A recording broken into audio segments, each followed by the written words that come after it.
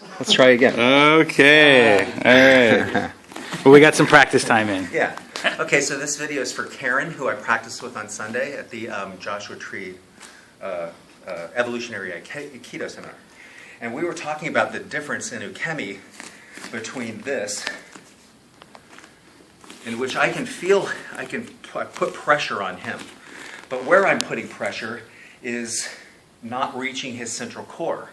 It's in here on his arm. And so when he starts to move around, I can move around. He can extend to me, and I can adjust because I'm not reaching his central core. I'm stuck with this stuff out here. The problem with this is it's not really an effective attack. Just get away from me. See, I'm not controlling or destroying his center. I've got the same kind of pressure on him, but even this is not reaching his central core. If I make a shift, that shift is energetically to his central core. What I get from Patrick Sensei's practice here, and what he said, was I'm not feeling, from Nage side, I'm not feeling the pressure on his hand. What I'm feeling is where it's originating from, which is his heart, central core. Okay, same thing applies in ukemi. If I just press against his hand, I'll be uke, and I'll press against your hand instead of your central core. Go ahead and connect with me and lower me to the floor. Because now my focus is on this place right here. So it's valid in some sense, but I'm not connecting to a central core. As soon as I connect to a central core, he can do that. I would say that the people who are going slowly like this,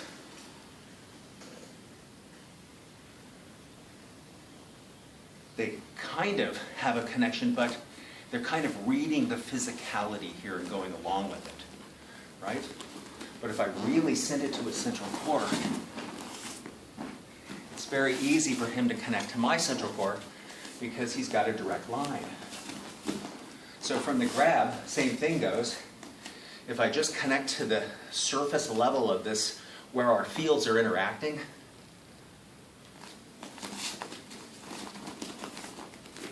can you read the defensiveness in me? This is more defense than attack. Mm-hmm. But as soon as I change the way I'm feeling, the way Sensei Patrick was trying to get us to be as Nage, as soon as I do that as uke, now I'm not feeling his wrist anymore, I'm feeling his center. Of course, this is experiential. So how do you say feel someone's center? So the way we do it here is we change it from feeling the center to really being attentive to the whole person. When I'm attentive to this whole person, all this beneficent energy arises through me as ki flow in a way that permits me to not have to fight against that. But again, if he shields himself as this is happening, the movements will be meaningless to him. But in context of a real attack, if someone was really attacking like this, I would say, well, here, come on. Let's go out here and we'll get some ice cream. Now, at some point when he decides he doesn't want to go and he's going to take me out, this time just go after me instead of... Okay.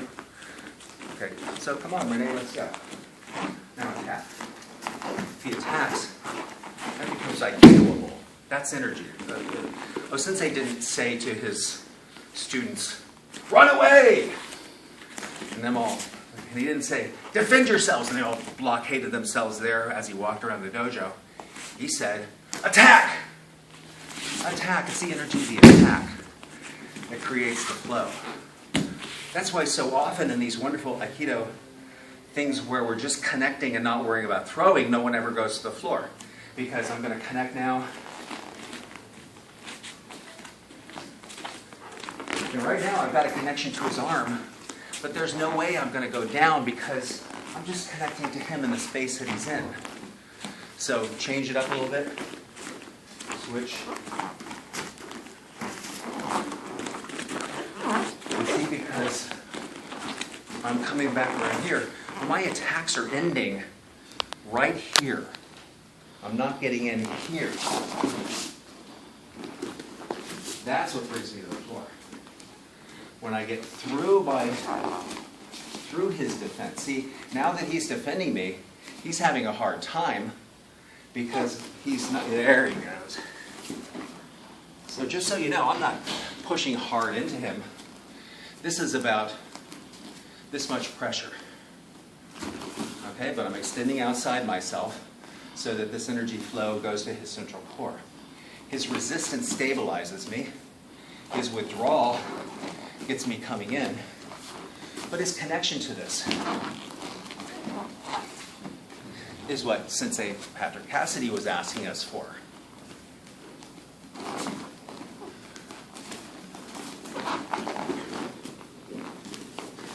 And again, I can modify my ukemi, or I can be connected and challenging him from an outside perspective and saying, I'm just going to keep you from connecting to me, and every time you connect to me, I'm going to adjust and reject your connection. But then you're not really doing what a tapper does. It's a real tapper wants the connection. And slowing that down with the same intention.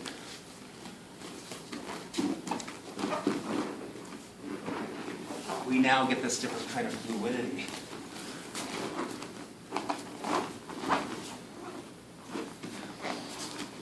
We get tempted as ukes, after the first connection is presented to us, here to kind of check out and wait for the throw. Which is why usually if we try to throw each other during the weekend, we got turned around and things just continued. So oftentimes, the experience we get when someone gives us an attack like a real attack is he's not going down, he's just being a bad uke.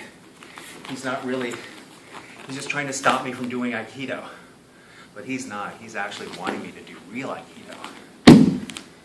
He's actually giving me everything I need right here. See, if I try to fight him, if I try to do some technique, his system notices that immediately. But as soon as I forget about the technique, I reach out to him like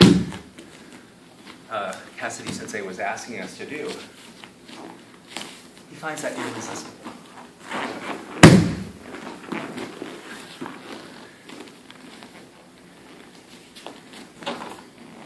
So now he can, when he's giving me this kind of energy, kind of looks like it's a little off to the side, but what's stopping him is my resistance. So the training for me is to recognize, oh, I'm resistant, deflecting, whatever, and do what Sensei Cassidy asks us to do, and reach for the inner part of him. Reach for the part that I really care about. Thanks.